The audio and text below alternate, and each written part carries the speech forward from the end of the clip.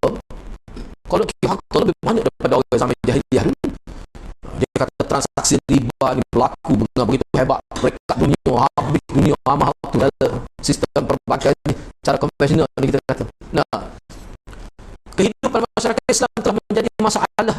Jadi boleh dikatakan tak boleh nak elak daripada riba sampai kita dah ni.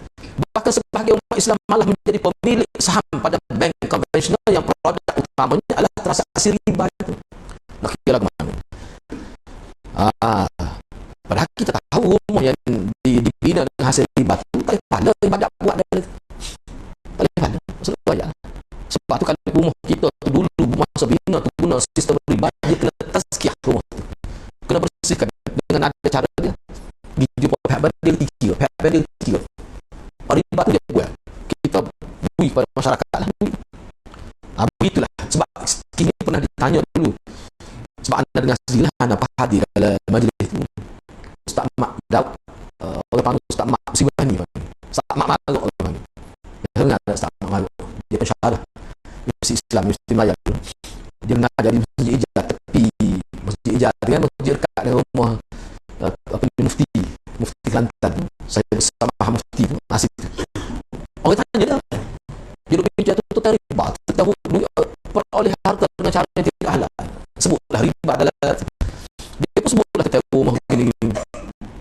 Dia sebutlah mana rumah kalau tidak dibersihkan sebab riba ni bukan 100%. Dia ada jumlah, tidak besar pun.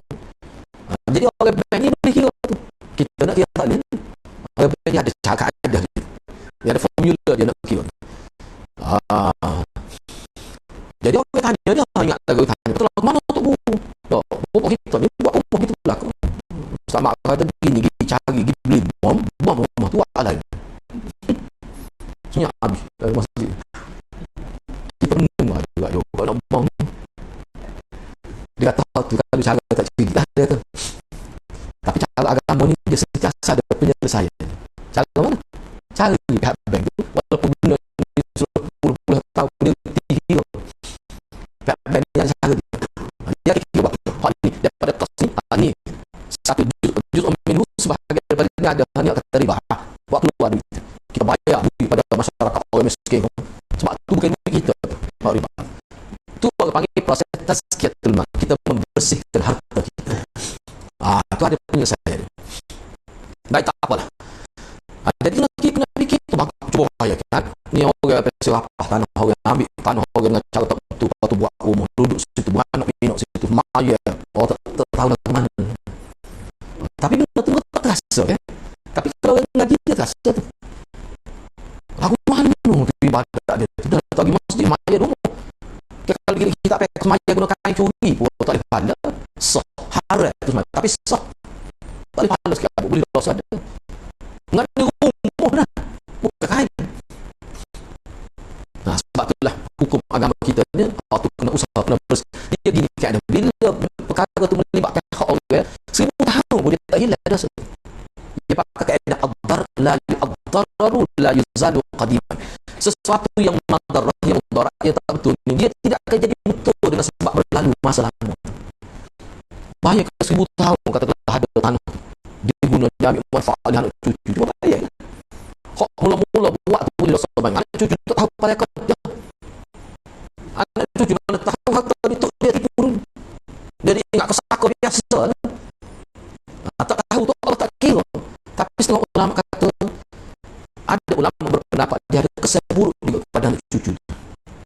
Kesan buruk tu mungkin jadi tak jauh. Dosa tu kita tak tahu, tapi kesan keburuk kita ada. Setengah ulama kata. Tapi setengah ulama kata tidak. La taziru waziratun wizra ukhra. Orang lain buat dosa, orang lain tidak akan tanggung dosa dia. Hak tu ulama setengah ulama kata betul dosa tu, tapi kesan buruk tu. Kesan dari segi kerohanian. Jadi tak jauh mana ada. Anda pun lebih cenderung ke arah itu juga. Sebab apa? Dalam hadis kita tengok. Nabi kata kalau kita, anda tak ingat hadis itu, tapi Nabi sebut salah satu cara kita nak jaga bersih keturunan kita, kita kena bersih. Kita kena bersihkan diri kita daripada terlibat dengan harta orang. Barulah keluarga kita, anak cucu kita jadi bersih. Mana ada kesan tu? Kalau betul gitu berat benar lah. Takut kita jadi benar payah, kita cakap royak, tak tidak ada agama, mengaji, belok, tekuk-tekuk, tak jadi apa. Takut ada kesan Nabi lagi gitu. Ada ulama kata gitu. Guru saya pun dia sebut, dia kata ulama sebut jangan kita tak ada, kena ada kebimbangan. kita kena bersih. Sebab tu lama kata jalan penyelesaian kita kena sentiasa bila boleh gaji sebulan tu ambillah cabut 50 yawi. Bersih harta. Agak-agak dia terhampun kan.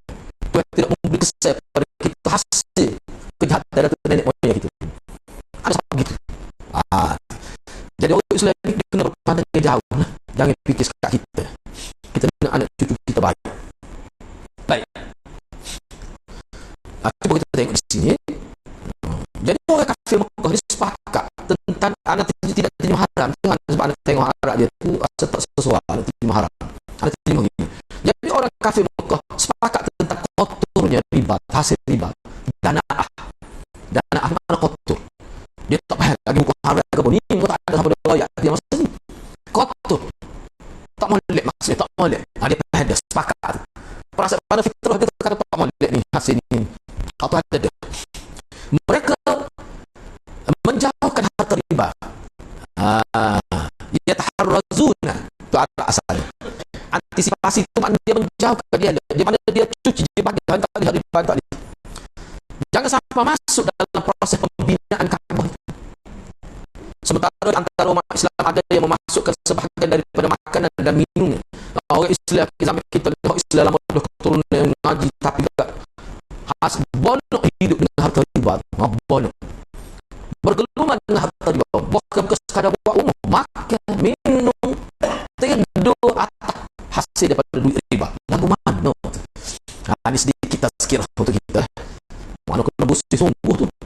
Dia kalau tak bersih ni tak ada pahala. Hidup jadi tak comel. Na'udzubillah min zalik. Biarlah tidak senang pun. Kalau nak aku tak sambil haram. Kena jaga tu. Sebab dia ada kesan sekadar dunia. Akhirat. Susah hidup di hari akhirat.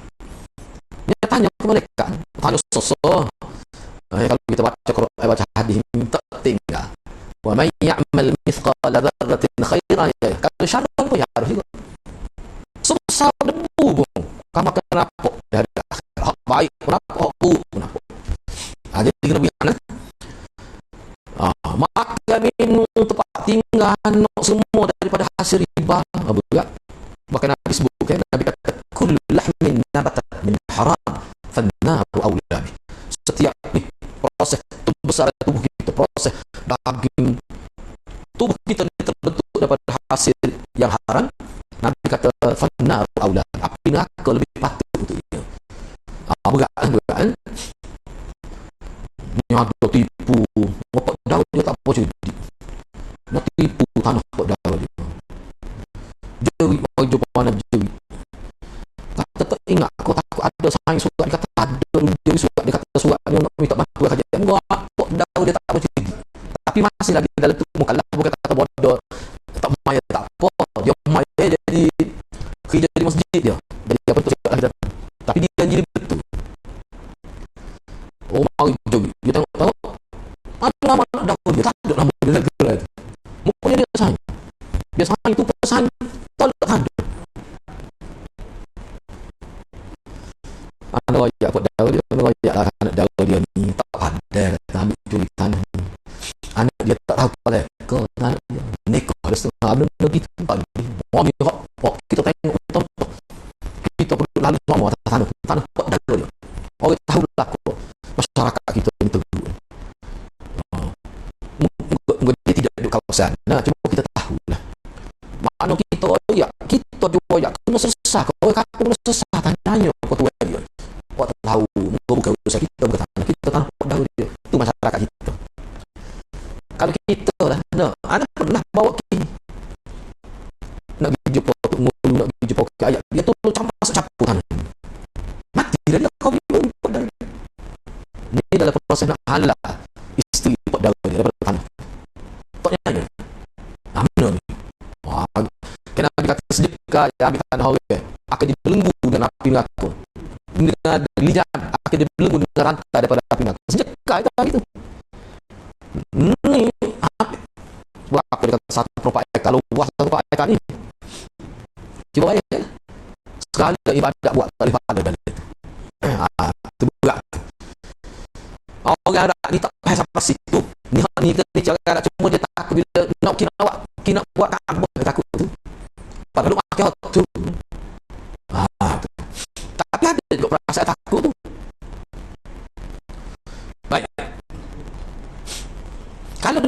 masalahnya, lalu apa yang baru yang telah dibawa ke Islam kepada kita? Kalau ternyata, jadi gapo dia sebenarnya faedah kita dapat daripada Islam? Kalau jahiliyah pun ada perkiraan harta ni bersih, kotor, bersih. Tapi umat Islam lah ni kadang-kadang tak ada istilah bersih harta. Pakai gomong belaka ikut jumpa. Asalkan boleh ya. Berat nah umat Islam lagu tu. Hak tu dia cuba nak beri kesedaran kepada kita tu. Mungkin tak berlaku pada kita. Anak kita lagu mana? Masyarakat kita lagu mana? Anak sedih menabak tanah tu. Jadi kita nak bawa tu lari pula, tak salah, jadi balah. Jadi balah rupa dia tu rupanya dua orang tu anak darah tu pakai. Seorang ni kerja pala ya tu buat kira. Saya tahu pun sebelum buat darah ni mari je. Kita bawa lagi tolong lagi ke jabatan. Tak tahu apa dia kata dia kalau batas ni ada beberapa boleh dibantah. Dah tahu baru dah lepas dah tempoh dia. Tak ada apa pun. Cumanya kita kata boleh kena bawa saksi, boleh sembah. Bawa saksi beramah setakat tahu apa siapa dia. Kalau dulu apa dulu dia pergi bawa mana? Sekapung. Ada tengok belakang dia baca. Kapung dulu. Dia pergi. Ramah lagi penuh. Apa ni? Ni saksi. Tu tanah tu dia tipu. Nengung orang pejabat sana. Saksi nah. Batal kata bawa sebuah tiba. Tak ada tapi singa. Tu masyarakat kita zaman ini. Tak ada amal ma'ruf nahi munkar. Dosa habis tu kapung. Dia kata cuba. Tak ada organisasi. Kita tak tahu. Kita pengetahuan tanah kita tidak tahu. Tu anak sedih tu. Siapa kita pergi nak report boleh kata nak report lagu mana? Tak ada raport secara dokumen berlaku kesalahan tu. Jadi tapi kalau kapur pakak pejabat tanah kata mungkin boleh bawa sebagai kes lah. Tapi tak ada orang sanggup pergi, malah nak cara. Ni timbul masalah pula. Bila lepas pot darah dia meninggal je, timbul masalah mak darah pula. Nak halal.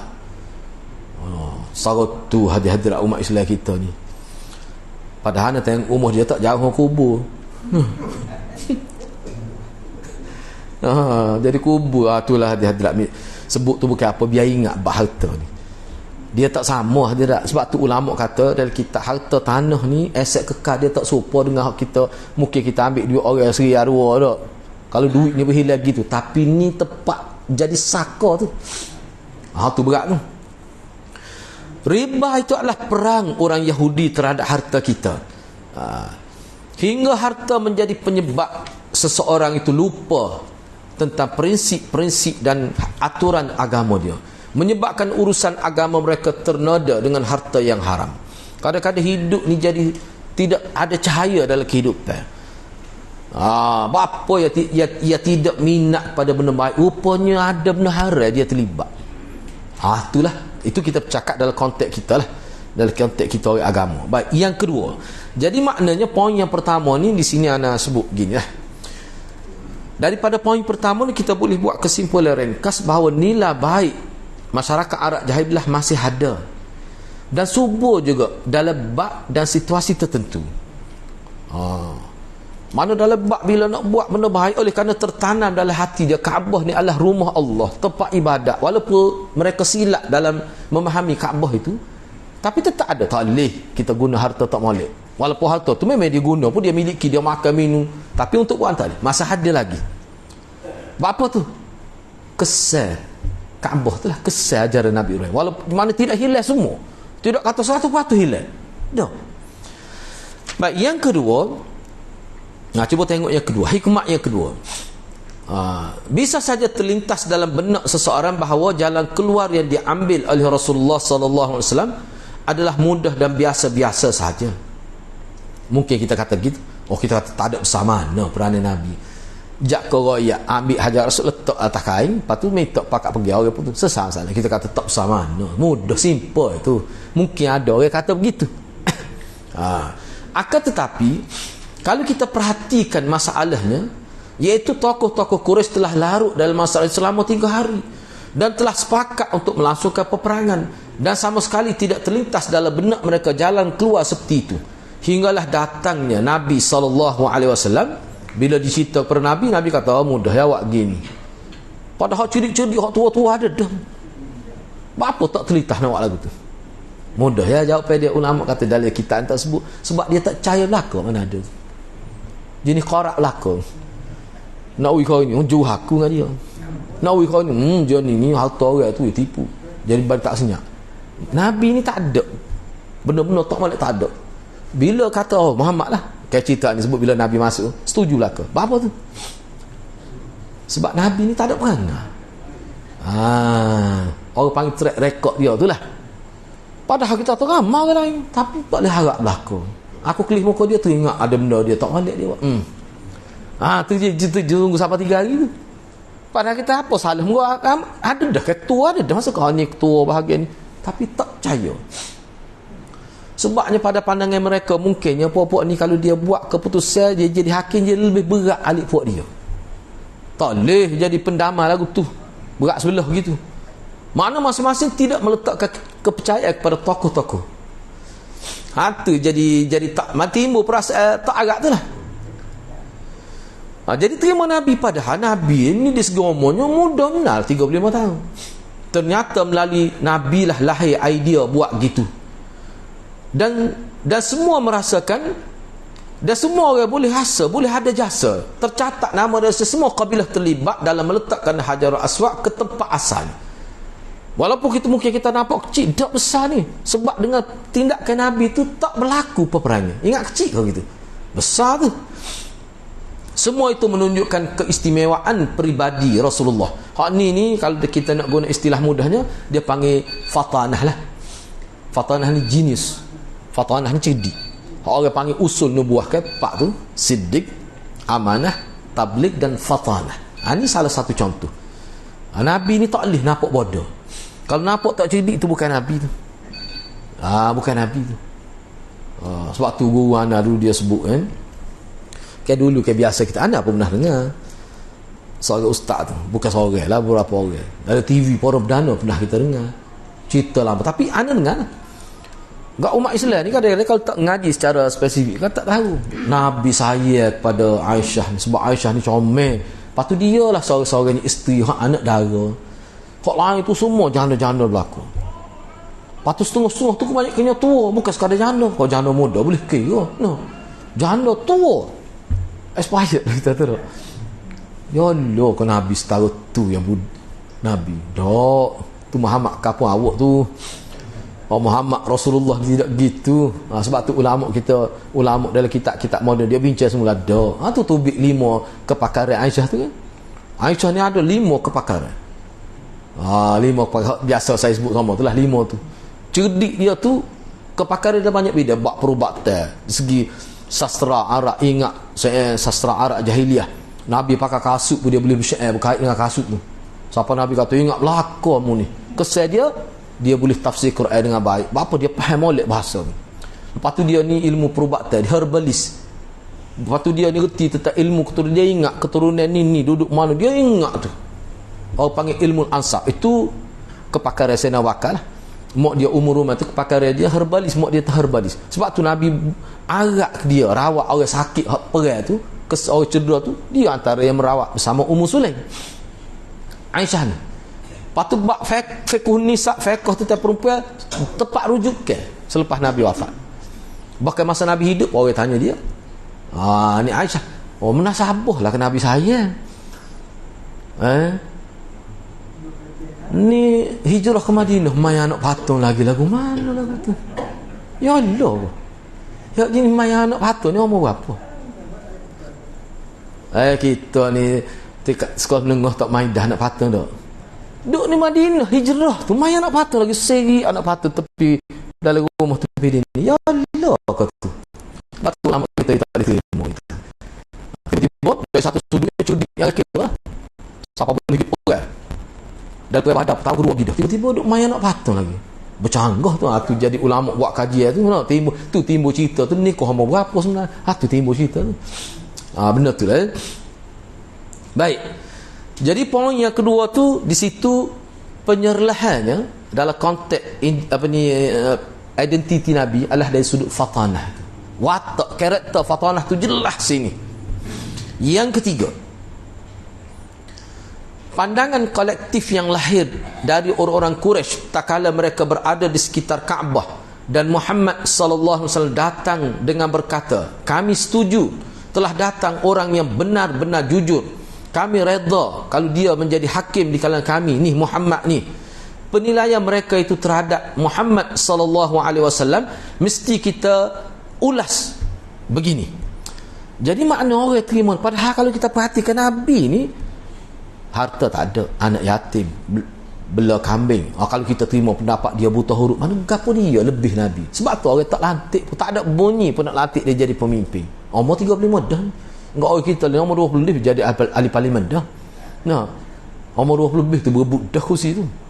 Nah, Nabi ni tak ada pernah kita dengan dia ni orang panggil terlibat sebagai pimpinan tu. Cerdik semua orang akui.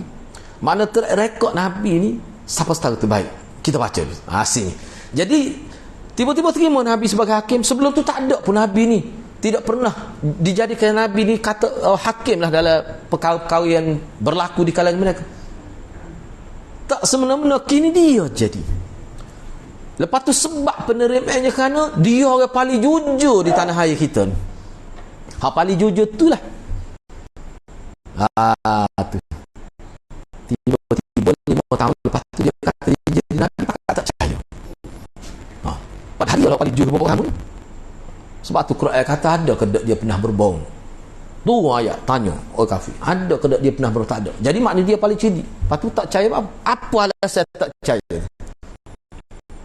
Tak boleh nak ayat. Tak boleh nak ayat. Sebab Abu Jahal panggil huduh. Kok nombor 1 tu panggil huduh. Tipu harta orang dalam riwayat. Baik, cuba kita tengok di sini. Sebelum kita baca tu, anda buat nota untuk poin nombor 3 ni di segi track record dia lah. Jadi maknanya sini kita boleh faham sebelum Nabi jadi Nabi, misalnya dalam kisah ni secara spesifik, ketika umur 35, semua masyarakat Arab memperakui kebaikan peribadi Nabi. Hal tu tak boleh nak tahu. Berasas daripada situlah, maka dibincangkan di bawah ni. Cuba kita tengok. Titik pertama, berapa titik dia punya? 3 titik. 3 poin. 3 poin. Yang pertama, menjadikan orang lain terpesona sangat penting. Ni terjemah Indonesia ni. Kalau kita nak kata kan, makna kita membina karakter kita sehingga masyarakat kita terima kita sebagai orang baik, sehingga orang tak boleh nak takwil dalam rangka supaya orang ni terpengaruh dengan kita. Dan hal ni berkait dengan karakter seseorang. Inilah sebenarnya prinsip, sifat, ciri yang kena ada kepada pendakwah-pendakwah. Kita nak ajak orang buat benda baik tak? Misalnya kita nak ajak hari ni, orang akan cek rekod kita sebelum tu. Duk kecek nak buat baik. Ni aku sebut, tunjuk dengan video. Ni pelawak hang gini tak? Penipu.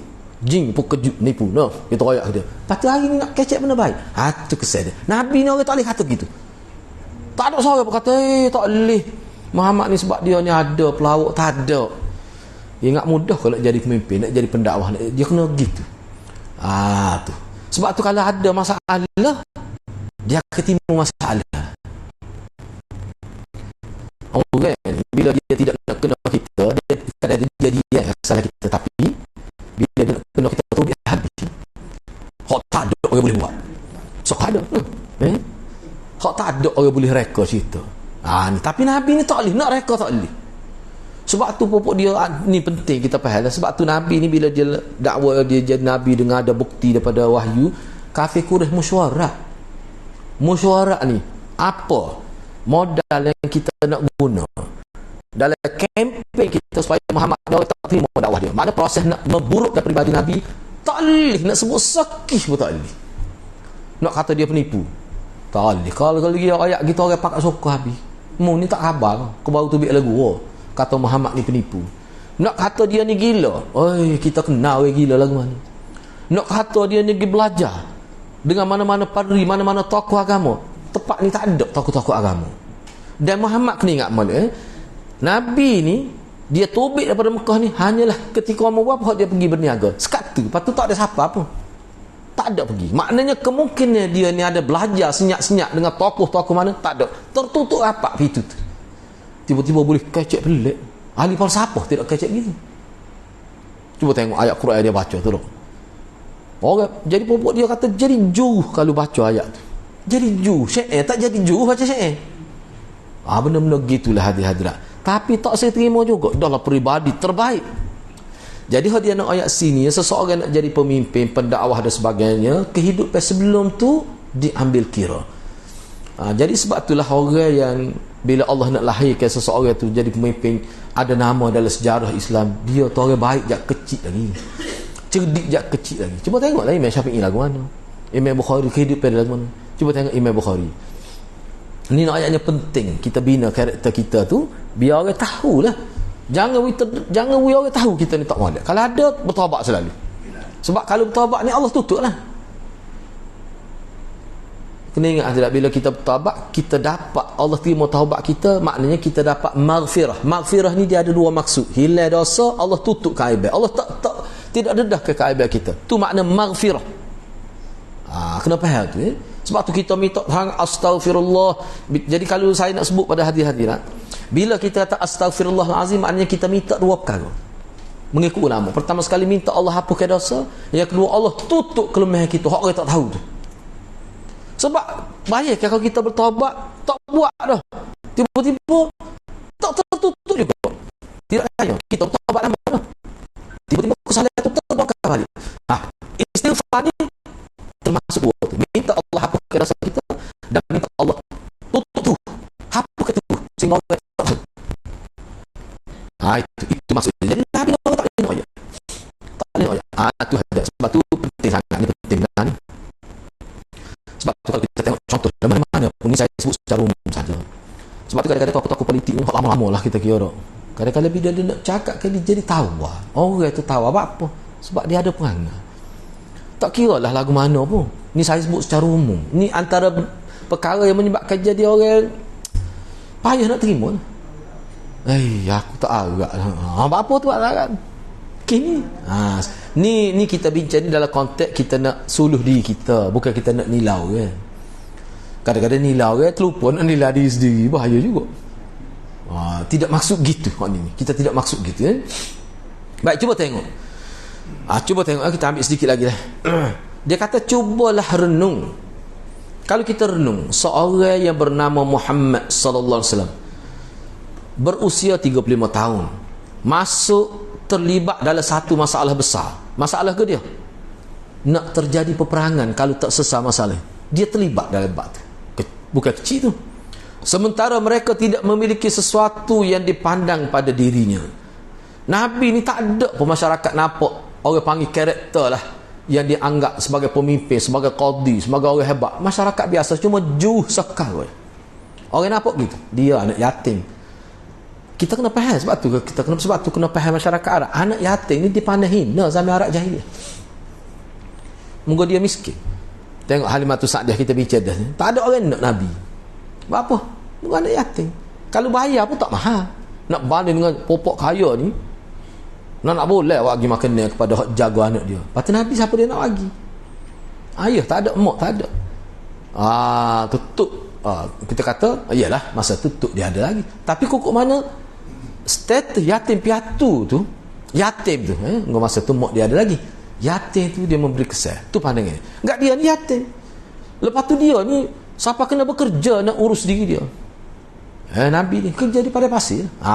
Jadi tak ada lah orang panggil sesuatu yang dipandai pada diri Nabi sebelum Nabi jadi Nabi. Ni sebelum Nabi jadi cuma cerdik.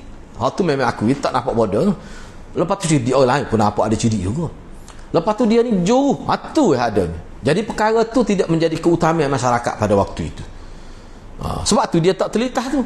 Tengok siapa dia masuk. Tak telitah pun Nabi tu.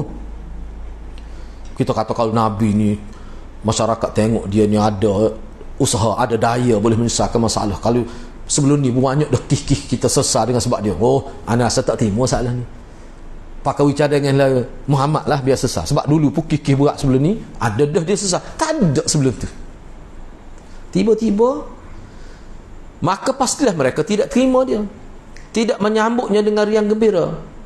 Tetapi yang terjadi adalah dia dikenali sebagai seorang yang baik, berbudi pekerti mulia. Dia bermasyarakat, tidak hidup bersendirian dalam gua. Dia hidup bermasyarakat dan membuat mereka rasa terpesona, bergaul dengan, suka. Tak ada rasa nak marah, tidak timbul rasa benci pada dia. Ni sifat peribadi dia. Tu yang orang boleh terima tu. Tapi tak ada sebelum ni dia menyusahkan masalah-masalah berat-berat, tak ada. Tapi kisju sekarang. Baik. Dia bukanlah sosok peribadi yang dikenal jauh dari masyarakat. Terkongkong dalam kesendirian menyebabkan tidak dikenal. Orang kenal belaka. Dari sudut kenal tu dari sudut mana? Bukan dari sudut kepimpinan, dari sudut juru. Kemudian dia berteriak ingin menjadi sosok perubah. Dia lobby nak pegang jawatan, tak ada pasal itu dia. Tak ada. Ingin diterima oleh masyarakat pun tak ada. Low profile lah orang ni panggil dia ni. Sebab orang jenis minta jawatan, kau orang benci. Bertitik je nampak nak jawatan tu tak. Tak kalau dia jalan.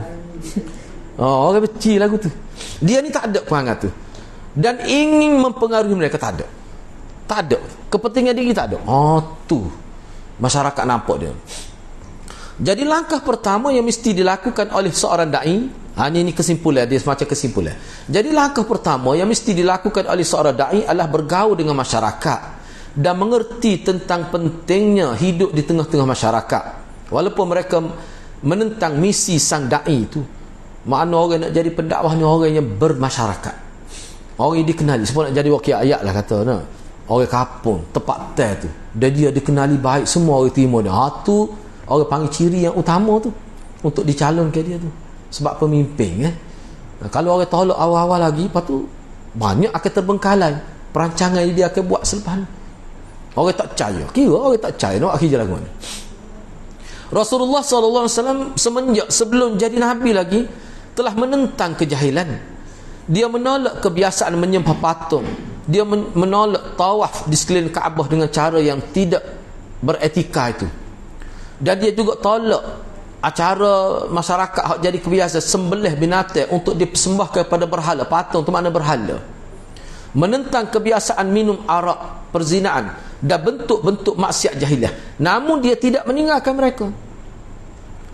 Tidaklah kata dia pergi lari, pergi tempat lain, tempat orang juh-juh. Dia duduk situ juga. Duduk di tengah-tengah masyarakat syirik, berhala.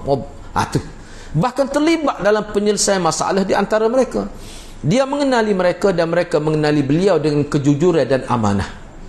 Hal ini mengajarkan kita batas tirai antara bergaul dan menyendiri. Bukan menyendiri secara penuh hingga kesannya mereka tidak kenal Nabi. Tidak gitu. Nabi ni semua orang kenal. Walaupun Nabi ni tidak aktif. Misalnya malam-malam agak hidup joget dengan popok dia. Hak tu Nabi tak terlibat. Tapi Nabi terlibat dalam bab-bab tertentu. Kira-kiranya yang boleh menjatuhkan maruah, Nabi tak terlibat. Dan tidak menerima apa yang berasal dari dirinya, serta bukan bergaul secara penuh tanpa kenal batas hingga menyebabkan dia adalah bahagian tak terpisah daripada maksiat. Dia hidup dalam masyarakat tapi dia tidak melakukan maksiat dan dia tidak menyendiri, tidak tahanus dia panggil. Kalau dalam kitab adat tu dia tidak tahanus. Tidak tahanus makna tidak duduk ala gua, tak boleh duduk dalam masyarakat, sakit jiwa tengok masyarakat semua berhala, minum arak, berzina, menyebabkan dia melarikan diri bersendirian. Tak, Nabi tidak buat. Dia hidup biasa. Tapi tempat tu dia tak pergi. Tempat atas molek dia tak pergi. Di Kaabah dia pergi. Sebab Kaabah tempat molek tapi dia tak sembah berhala. Tempat danduk tu dia tak pergi, gypsy, tak arak dia tak pergi belaka tu. Tapi semua orang kenal apa? Sebab dia duduk dalam masyarakat yang penuh dengan kemungkaran itu. Ini sifat pendakwah. Mudahnya gini ya, kalau kita anak pun habis sekali. Mudahnya gini anak nak sebut ni. Dia gini mudah. Orang yang tidak kenal perbuatan buruk orang ni, dia nak dakwah orang macam mana? Kita nak pergi dakwah orang terlibat dengan LGBT, kita tak tahu apa dia LGBT. Sekadar tahu gay, lesbian. Dok popok tu dia ada pemikiran dia sendiri. Popok tu cerdik, loyal. Loyal buruk tu sakit, loyal tu. Ngaji tinggi-tinggi, PhD ada tu. Ana baca sejarah kalau di barat ni. Tok hakim malah pakai ya sepuluh perempuan. Biasa tu. Orang-orang lagu ni kalau pergi kelas-kelas kita tak lepas nak ajak dia bertaubat. Kita kecek sepatah dia lipat lalu. Ana pernah masuk dalam satu dia panggil forum tertutup, cuma ana dijemput secara khusus. Allah mujulah kita boleh masuk. Kita tengok cara berfikir pendakwah-pendakwah yang telah terbukti, pendakwah antarabangsa. Pokok akademik dia ceritalah. Dia kata ke seorang perempuan, kecek dia perempuan ni. Hebat dia. Dia kecek tentang LGBT, dia buat kajian, habis homo buat kajian. Dia ni rupanya LGBT bukan sekadar masalah individu, ini masalah dunia. Dia ada rangkaian antarabangsa dan dia popok ni menjadi ejen untuk menyebarkan family liberal. Nak membebaskan diri daripada ikatan syariah. Itu maksud sebenar. Cuma menjelma dalam bentuk LGBT. Ada lagi dalam bentuk lain, tapi asalnya tu. Bila dia dah terkejut, anak kata, aku tak dapat ilmu ni. Aku tak tahu banyak. No, dia ceritalah begini. Pengalaman dia panggil orang terlibat maknya ni. Bila bila interview, dia rekod setiap interview. Akhir sekali dia analisa data tu, buat satu buku pula. Buku tu dia tidak jual, cuma dia sebutnya hasil daripada interview kita buat kajian. Tu maksudnya. Jadi Nabi ni salah satu modal Nabi boleh berdakwah dengan masyarakat dia sebab dia faham keseluruhan kehidupan masyarakat dia. Sebab dia melihat daripada kecil sampai dia jadi Nabi, dia tahu dah sini tempat masyarakat dia rasa, sini tempat masyarakat dia rasa, dia tahu. Hak ni perangai lagu ni, dia tahu. Pemimpin ramah, hak ni mikir lagu ni, hak ni mikir, dia tahu semua tu. Sebab apa? Sebab dia tidak tahanus, dia tidak memisahkan diri pada masyarakat. Tapi dia tak terlibat dengan kebobrokan itu, kita kata, ni dia berat juga tu. Seperti lah orang kata, orang dia dulu pernah terlibat, dia ni kira-kira 5 kali dia buat sekolah, tiba-tiba jadi berubah. Orang ni kalau jadi kaunselor kan, hebat dia. Tapi orang jumpa kita nak kaunselor, dia pun tak biasa jadi jahat, tak pernah pun hidup dengan orang jahat. Payah tak. Kita tak boleh menyelami masalah. Nabi boleh menyelami masyarakat Arab. Anak nak sebut ni, sebab hak ni hak anak nak sebut ni, ulama kata seseorang, kalau kita gagal memahami fenomena hidup bangsa Arab, kita tak akan boleh faham hadis dengan baik. Salah satu menyebabkan kita boleh faham hadis dengan baik, kita faham masyarakat Arab sebelum Nabi jadi Nabi ni lagu mana kehidupan dia. Contoh anda sebut bab anak yatim, setara mana dia perhatikan anak yatim. Pandangan masyarakat Arab terhadap perempuan macam mana, kita tahu ke tidak? Kalau kita tidak tahu kau gitu, menyebabkan pemahaman kita hadis tu dia tidak menyeluruh. Bapa Nabi nikah siapa 9, bapa Nabi benarkan umat Islam nikah 4, bapa. Salah satunya pengaruh masyarakat Arab tu. Engkau tu nikah tak terhak isteri. Sampai 30 ni pada. Lebih sebulan nak jumpa nak kalau sebulan sehari pun, sebulan pun tak jumpa. Dah 30 ni. 27, 20 ni, 15 biasa. Daripada jumlah tu, kehidupan begitu Nabi kuat sekat 4. Lepas tu pemimpin lebih lagi. Pemimpin Nabi, orang pemimpin dia seorang sekat 9, sebelah capung hamba. Sekat tu tak lagi. Lepas tu bila Nabi wafat, untuk Nabi saja. Umat dia setakat 4. Pemimpin setinggi mana sekat 4? Cuba tengok pemimpin Rum, Parsi. Istana isteri dia. Gundik tu. Islam tak boleh. Benar-benar kita faham lah. Lepas tu sistem perkahwinan, sebab tu dia ada kitab siapa berapa jilid, 11 jilid. Becah tu saja. Tu benar-benar gitu. Ni lah kita sebut ni lah. Jadi Nabi tahu hal ehwal masyarakat dia. Sebab tu bila dia berdakwah, kena atas motik, kata-kata bila dia kecek. Tu. Baik, yang terakhirlah Nabi sekali lagi. Hal ini mengajar ke kita batas tira antara bergaul dan menyendiri. Kita nak menyendiri ada waktunya, kita nak bergaul ada waktunya. Nabi cerdik dalam bab ni. Bukanlah menyendiri secara penuh hingga akibatnya mereka tak kenal pun dia. Mereka tak terima apa yang berasal daripada dia. Orang tak kenal, tiba-tiba muncul. Tidak gitu. Serta tidak bergaul secara penuh tanpa kenal batas sehingga menyebabkan dia adalah bahagian tak terpisah. Walaupun dia bergaul, tapi tidaklah dia tu tenggelam dalam masyarakat dia. Tidak. Tu maksudnya. Namun pergaulan Nabi itu memberi kebaikan dari sudut hubungan dengan masyarakat tu tak terpisah, baik. Tu. Hingga terjalin interaksi yang baik yang dibangunkan di atas landasan hormat dan penghargaan. Dan Nabi menjauhkan diri dari mereka segala masalah yang bertentangan dengan akidah agama. Tapi hak berkait dengan hak taklif, benda taklif, Nabi tak terlibat. Mana fitrah Nabi. Sebab tu ulama kata Nabi maksum sebelum Nabi lagi, sebelum jadi Nabi lagi. Ni antaranya. Itu semua kita fahami melalui pergaulan Nabi dengan kaumnya yang mengakibatkan Nabi dikenali. Sebab tu Nabi dijuluki dengan Al-Amin, jujur ataupun amanah. Seandainya pergaulan itu salah, Nabi terlibat juga dengan zina. Ni contoh, andai kan terlibat dengan minarok, puak dia tak akan pandai tinggi Nabi. Bos pok kita. Dia tak nak kata gitu. Juruh dia ni. Tapi arak tak minum. Saya nak bakal kata orang minum arak biasa, pergi kemaluan tepi jalan. Aku tengok duduk. Anda tak ingat alik kiri ke kanan, saya nak bakal kata aku tengok ni, kalau tak silap anda mana alik kiri lah. Pergi botol alik kiri tengah jalan ni. Macam pak lah kita kata. Terhuyuh haya, lepas tu duduk setuh kemaluan depan orang. Huduh lah perangai orang mabuk ni. Nabi tak pernah terlibat mabuk tu. Zina tak pernah. Tapi bergaul dengan kita. Pergi ziarah hari tu, ziarah hari ni, beli makan sekali. Ni. Tapi kalau Nabi bergaul, siapa perkak berzina, minum arak sekali, tidak akan dipandai lebih Nabi. Maka pastilah Allah akan menjauhkan Nabinya sebagaimana dijauhkannya dari kebiasaan jahiliah sebelum masa kenabian.